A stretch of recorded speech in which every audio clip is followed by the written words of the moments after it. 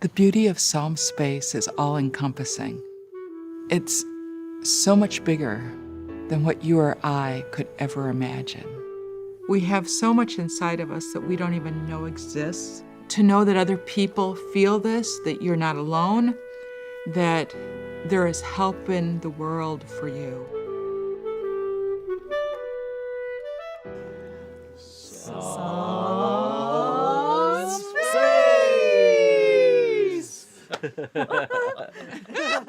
We love each other, actually. Now, believe it or not, on that note, we're going to talk about Kum Ba Yah.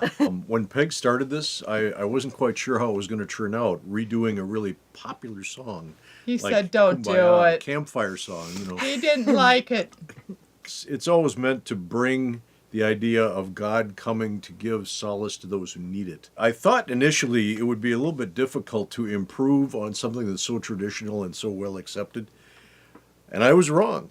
Peg up and did it. It's a great setting of an old tune. And it contains lots of elements. Again, it's so rich in sound sources. I think you'll be impressed from the very get-go. The vocalist that starts our version of the song starts in a very contemporary fashion that immediately goes into a children's choir. And that rhythm that the children's choir sets up pervades the whole tune. You'll hear that throughout the entire tune.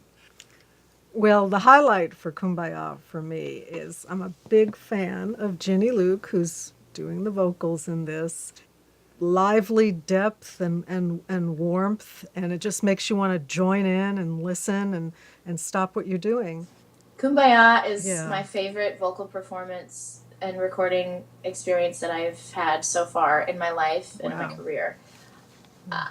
I think part of that is because the piece itself is so pure and well written, gorgeously orchestrated, and the message is very intuitive, and it's something that comes deep within. So having the opportunity to sing that and really find that within myself, that's what recording it was like. It was very personal and connected with God. And David Wise, the vocal producer, really helped me focus and tap into that. Right.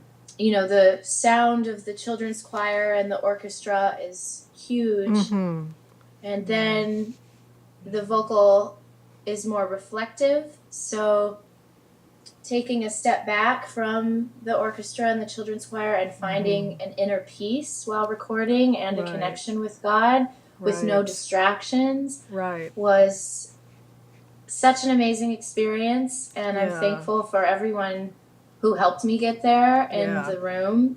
Neil is so fantastic in his production, and David as a vocal coach, and Peg's encouragement of accepting yourself. I think that's a huge theme in Psalm Space. So Kum Ba Yah was just incredible, and I can tell when I listen back to it that it's definitely going to be one of the best pieces I've ever been a part of in my whole career. And of course, with my family. I think from our event the other night, a couple of people mentioned to me that they were really touched by the music because the vocalists, they felt they were really in the zone and it really meant something to them. It was genuine. So it really made a big impact on them. Kum Ba Yah was a lot of fun to work with because right away I knew it was going to be different, you know, from the campfire song. With the kids choir, they were so amazing and precious to watch, and they were actually amazingly in tune. They did a fabulous performance of it, and then the orchestration of David Shibbs, it was really, really fine work. Why did I choose Kum Ba Yah to write on? Well, I'm going to be totally frank. I think Kum Ba Yah, Kum Ba Yah, my Lord, Kum Ba Yah, Kum Ba Yah, my Lord, Kum Ba Yah. It's a beautiful tune, but frankly, for our culture today, it's grown stale. In fact, it's so stale that people make fun of it all the time, and you hear it being made fun of daily. So for me, I wanted to give this definition of Kum Ba Yah a different take. I'd always heard Kum Ba Yah with an African sense of rhythm. It always occurred to me. So I thought, let's see if we can get the children to sing with this wonderful syncopated rhythm. Can I make children that are young sing without knowing the tune in syncopated rhythm? It happened. Take a singer who's extraordinary and give her a simple text and some simple ideas and say, elaborate. She did. Give orchestra a place to play. They did it.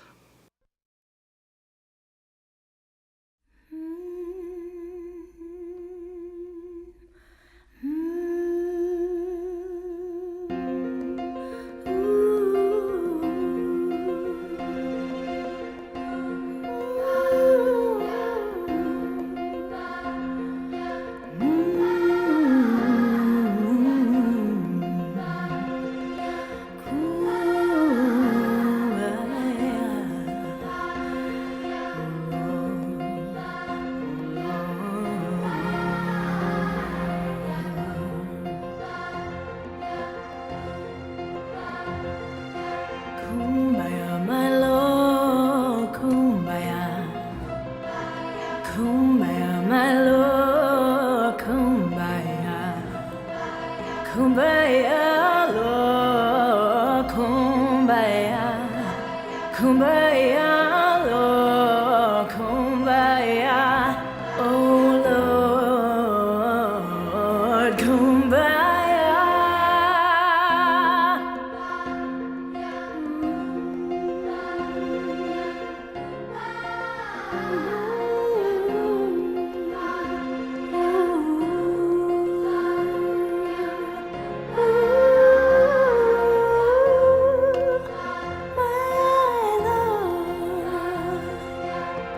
Someone's crying, crying alone.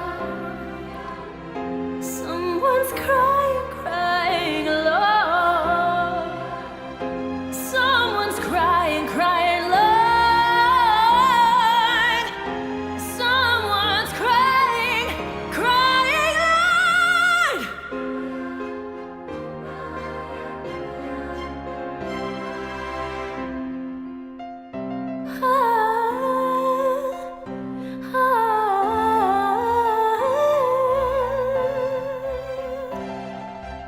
Someone's singing along. Someone's singing along. Someone's singing, Lord, oh Lord my God. Someone's praying.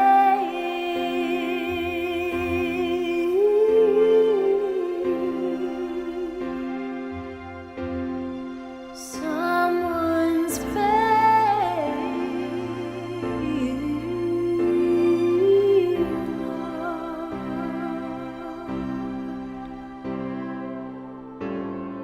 Someone's praying, Lord. Someone's praying. Oh my Lord,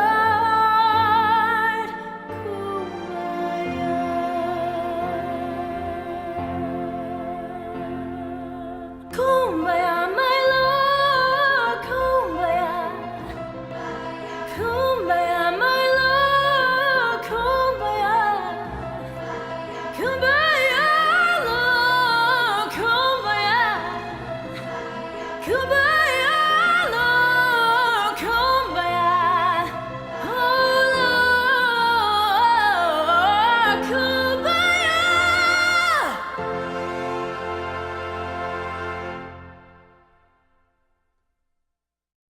This has become, just for me, something that I want to immerse myself in, because Psalm Space, it's really like a family, and anyone who's touched by it becomes part of the Psalm Space family. I started out kind of assisting Neil with the administrative side of things, and then I got to meet Peg at our studio in North Carolina, and we just kind of clicked. And I thought I would really like to help more with this effort, help organize it and bring it to greatness from the business side of things. We already have world-class talent. I'll be the administrative side of things, and I'll help organize everything.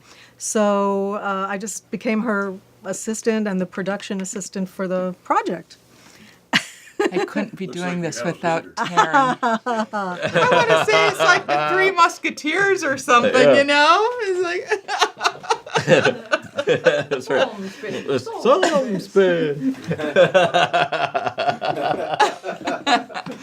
all right. We're here to talk about the Lord's Prayer. It musically is a huge work, and Peg's writing in it is just top notch. Yep. It illustrates all the high points musically, dissonant sections that resolve magically, lots of different sound sources, and it ends triumphantly. There are ups and downs and interesting stuff and tension and relaxation, but it all stays kind of on this level. And then when it goes to the end and the final amens, the whole work goes up a plateau Yep. in terms of energy and excitement and Yes. grandeur. The inspiration for writing this Lord's Prayer was my mother, at the time of her death, was reciting the Lord's Prayer over and over again. And I was thinking about the Lord's Prayer after she'd passed, and thinking, wow, there's not really a fantastic new version of the Lord's Prayer in music form. And it was just kind of an inspiration, godly inspiration to write something. And so I said, I love choir. I love writing for choir. So I thought, it'd be cool to do 4-part choir with accompaniment. Well, orchestra just adds a whole new dimension to it. And then you have the flute, which when I added the flute, I wanted it to be almost like a fifth voice to the choir. And I don't know what the flute actually represents, so the viewer would kind of have to decide what that flute represents. So it has this feeling of being in a boat. And we're in a boat and we're going back and forth. And here we are. And we're asking for forgiveness of sins. We're asking to forgive our neighbors. We're asking to forgive people that have wronged us and to forgive ourselves. And that's a big weight. I mean, it's a huge weight. So how do you write that in music? Well, I always think water is such an incredible source of, most people are drawn to water. And so if you can write something that pertains to that feeling of water, there's something that's very soothing and calming about it. So that's why I went to it. Well, we talked about threes yesterday. We were talking about triple meter and duple meter. Right. There's an underlying triplet feel Absolutely. through this whole piece. It just meanders kind of on a da da da da da Soothing. da da. Yeah, it's a very soothing sort of thing. When the choir sings, "Lead us not into temptation." And of course I use the taizé feeling again, because this whole psalm space, the first iteration of this psalm space, I've centered it around taizé, which is the chant-like quality of the music found in France back in 1940. And so that "lead me not into temptation" for me is the strongest part of the Lord's Prayer for me. It just grips me. Lead us not into temptation. Lead us not into temptation, but deliver us from evil. That's like so powerful. And that's something that I really wanted to stress when I was writing these tunes, is that we really think about what we are singing, what we are delivering as a message, instead of saying something once and then being through with it. It's like a throwaway. I don't want to throw away this text. I don't want to throw away these tunes. They're too important. Hopefully it will affect you in positive and healing ways. That's what we're hoping. And that people will embrace this and it will help enrich their lives.